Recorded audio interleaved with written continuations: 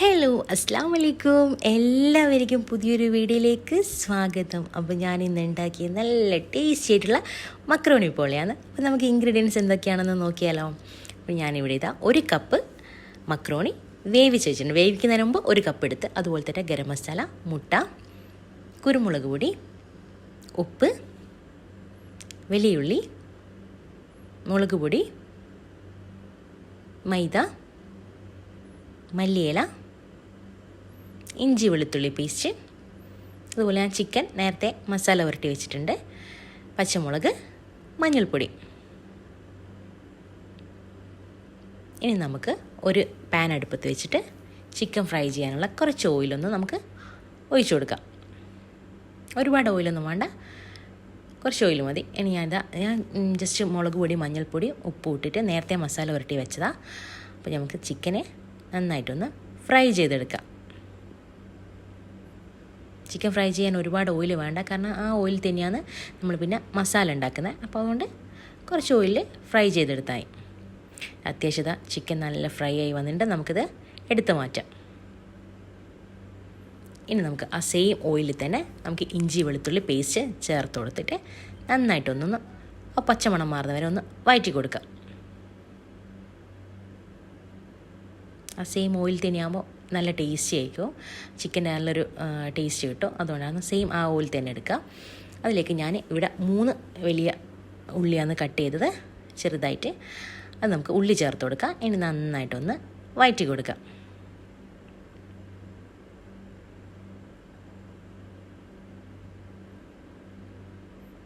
ഇനി നമുക്ക് കട്ട് ചെയ്ത് വെച്ച പച്ചമുളക് ചേർത്ത് കൊടുക്കാം. പച്ചമുളകും ചേർത്ത് ഞാൻ നന്നായിട്ട് ഉള്ളി വയന്ന് വരുന്നേരം നമുക്ക് നന്നായിട്ടൊന്ന് വഴറ്റിയെടുക്കാം.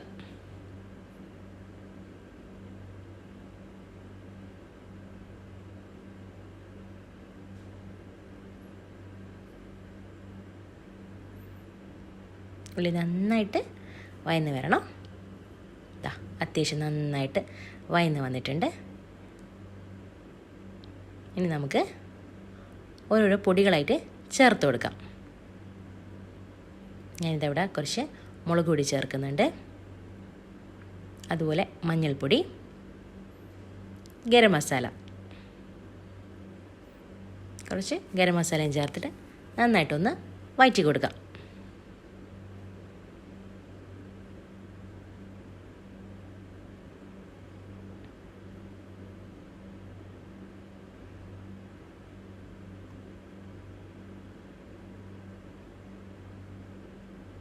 ഇനി നമുക്ക് കുറച്ച് മല്ലിയില ചേർത്ത് കൊടുക്കാം. നന്നായിട്ട് വഴറ്റി കൊടുക്കാം. അപ്പോഴേക്ക് ഞാനിവിടെ ചിക്കനിന് എല്ലൊക്കെ മാറ്റിയിട്ട് നന്നായിട്ട് ഷ്രെഡ് ചെയ്ത് വെച്ചിട്ടുണ്ട് ചിക്കൻ. നമുക്ക് ആവശ്യത്തിനുള്ള, നമ്മൾ ഉള്ളി വഴറ്റുമ്പോൾ ഉപ്പിട്ട് ചേർത്തിട്ടില്ല, അപ്പോൾ നമുക്ക് ഉപ്പ് ഇപ്പം ചേർത്ത് കൊടുക്കാം. ഉപ്പ് ചേർത്ത് കഴിഞ്ഞാൽ നമുക്കതിലേക്ക് ചിക്കൻ ചേർത്ത് കൊടുക്കണം. അപ്പോഴേക്ക് ഞാൻ ചിക്കൻ്റെ ചൂടൊക്കെ മാറിയപ്പോൾ ഞാൻ ചിക്കൻ എല്ലിൽ നിന്ന് മാറ്റിയിട്ട് ചെറിയ പീസായിട്ട് വെച്ചിട്ടുണ്ടായിരുന്നു. ഇനി നമുക്കത് ചേർത്ത് കൊടുക്കാം.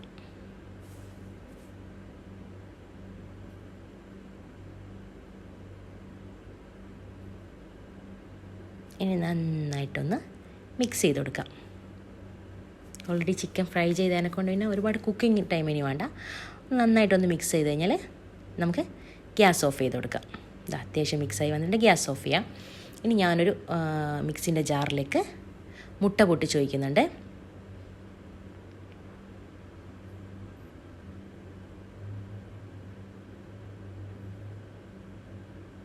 ഞാനിവിടെ 7 മുട്ടയാണ് എടുത്തത്. ഈ മുട്ടയിലേക്ക് നമുക്ക് ഒരു 1/2 സ്പൂണിൻ്റെ അടുത്ത് കുരുമുളക് പൊടി ചേർത്ത് കൊടുക്കാം. അതുപോലെ 2 ടീസ്പൂൺ മൈദ ചേർത്ത് കൊടുക്കുന്നുണ്ട്. ഇനി ആവശ്യത്തിനുള്ള ഉപ്പ് ചേർത്ത് കൊടുക്കാം. നന്നായിട്ടൊന്ന് മിക്സി അടിച്ചതിന് ശേഷം നമുക്കൊരു കുറച്ച് വലിയ ബൗളിലേക്ക് മാറ്റി കൊടുക്കാം. ഇനി നമുക്ക് വേവിച്ച് വെച്ച മക്രോണി ചേർത്ത് കൊടുക്കാം. ഞാനിവിടെ വേവിക്കുന്നതിന് മുമ്പ് 1 കപ്പ് മക്രോണിയാണ് എടുത്തത്. വേവിച്ച് കഴിഞ്ഞപ്പോൾ ക്വാണ്ടിറ്റി കുറച്ച് കൂടുതലുണ്ടായിരുന്നു. അപ്പോൾ നമുക്കത് ചേർത്ത് കൊടുക്കാം.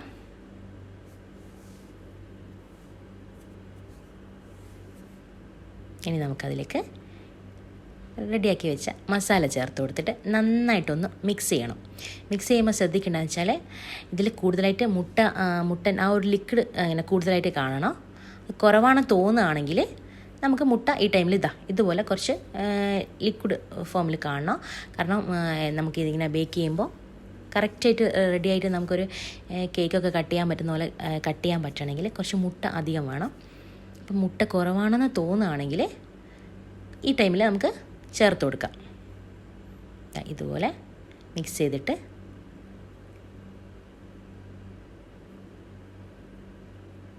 ഇനി നമുക്ക് ഒരു പാത്രം അടുപ്പത്ത് വെച്ചിട്ടൊന്ന് ചൂടാക്കാം. ഇനി പാത്രം ഒന്ന് ചൂടാകുമ്പോൾ നമുക്ക് കുറച്ച് നെയ്യ് ചേർത്ത് കൊടുത്ത് നന്നായിട്ട് എല്ലാ ഭാഗത്തും ഒന്ന് ബ്രഷ് ചെയ്ത് കൊടുക്കാം.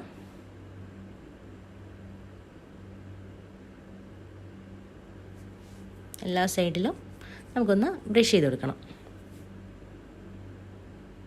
ഇനി നമുക്ക് ഉണ്ടാക്കി വെച്ച ആ മക്രോണിയുടെ മിക്സ് ഇതിലേക്ക് ചേർത്ത് കൊടുത്തിട്ട് നന്നായിട്ട് നിരത്തി കൊടുക്കണം. എല്ലാ ഭാഗവും ഒരേ അളവിൽ വരുന്ന രീതിയിൽ നമുക്കിങ്ങനെ ഒന്ന് പ്രസ് ചെയ്ത് കൊടുക്കാം. നല്ലോണം നിരത്തി വെച്ചിട്ട് നന്നായിട്ടൊന്ന് പ്രസ് ചെയ്ത് കൊടുക്കണം.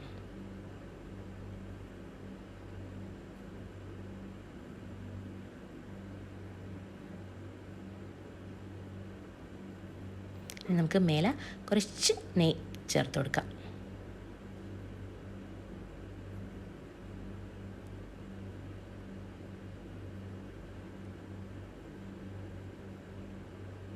കുറച്ച് മല്ലിയില അതുപോലെ മേലെ ചേർത്ത് കൊടുത്തിട്ട് അടച്ച് വെച്ചിട്ട് നമുക്ക് ലോ ഫ്ലെയിമിൽ കുക്ക് ചെയ്തെടുക്കാം.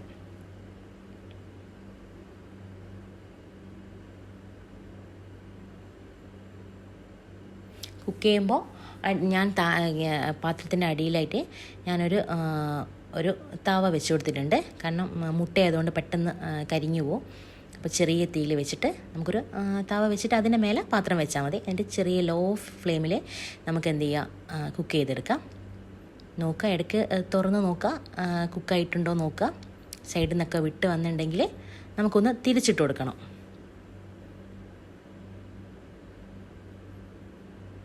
അത്യാവശ്യം കുക്കായി വന്നിട്ടുണ്ട്. ഞാനൊരു പ്ലേറ്റിലേക്ക് മാറ്റി. ഇനിയിപ്പം അത്യാവശ്യം മേലെയും കുക്കായിട്ടുണ്ട്. പിന്നെ ചെറുതായിട്ടൊന്ന് നമുക്ക് മേലെ ഒന്ന് കളറ് ചേഞ്ച് ആണെന്ന് തോന്നുകയാണെങ്കിൽ നമുക്കൊന്ന് തിരിച്ചിട്ട് കൊടുത്താൽ മതി. ഇത് ഇതുപോലെ തിരിച്ചിട്ട് കൊടുത്തിട്ടുണ്ട്. ഇനി ഒരു 2 മിനിറ്റും കൂടി ഒന്ന് കുക്ക് ചെയ്തെടുത്ത് കഴിഞ്ഞാൽ നമ്മൾ മക്രോണി പോള റെഡിയാവും. അങ്ങനെ മക്രോണി പോള റെഡി ആയിട്ടുണ്ട്. ഞാനിതൊരു പ്ലേറ്റിലേക്ക് മാറ്റിയിട്ടുണ്ട്. ഭയങ്കര ടേസ്റ്റിയാണ്, എന്നാൽ വലിയ പണിയൊന്നുമില്ല, സിമ്പിളുമാണ്. അപ്പോൾ നമുക്ക് എല്ലാവരും ഉണ്ടാക്കി നോക്കാം. ആരെങ്കിലും ഉണ്ട് എന്തായാലും ഉണ്ടാക്കി നോക്കുക. ഭയങ്കര ടേസ്റ്റിയാണ്. പിന്നെ ഹെവിയാണ്, അതുകൊണ്ട് നമുക്ക് കഴിച്ചു കഴിഞ്ഞാൽ പെട്ടെന്ന് വയറ് ഫില്ലാവും. കാരണം മക്രോണിയും ചിക്കനൊക്കെ വരുന്നതിനെ കൊണ്ട് അത്യാവശ്യം വയറ് ഫില്ലാവും. ഭയങ്കര ടേസ്റ്റാണ്. അപ്പോൾ ഉണ്ടാക്കി നോക്കാത്ത ആരെങ്കിലും ഉണ്ടെങ്കിൽ എന്തായാലും ഒന്ന് ഉണ്ടാക്കി നോക്കുക. ഇനി നമുക്കൊന്ന് കട്ട് ചെയ്ത് നോക്കിയാലോ ഉള്ളിൽ എങ്ങനെയുണ്ട് എന്നുള്ള.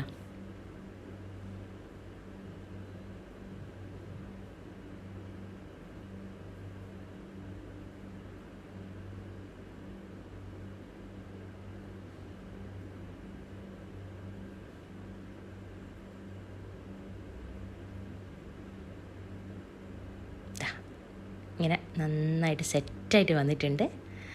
അപ്പോൾ എല്ലാവരും ഉണ്ടാക്കി നോക്കുക. ഭയങ്കര ടേസ്റ്റിയാണ്. അപ്പോൾ അതുപോലെ തന്നെ എൻ്റെ ചാനൽ ആദ്യമായിട്ട് കാണുന്ന ആരെങ്കിലും ഉണ്ടെങ്കിൽ പ്ലീസ് ഒന്ന് സബ്സ്ക്രൈബ് ചെയ്യുക. അതുപോലെ ലൈക്ക് ചെയ്യുക, ഷെയർ ചെയ്യുക, കമൻറ്റ് അയക്കുക. അപ്പോൾ എല്ലാവരും ഉണ്ടാക്കി നോക്കിയിട്ട് എനിക്ക് ഫീഡ്ബാക്ക് അറിയിക്കണം. അപ്പോൾ എല്ലാവരോടും അസ്സലാമു അലൈക്കും.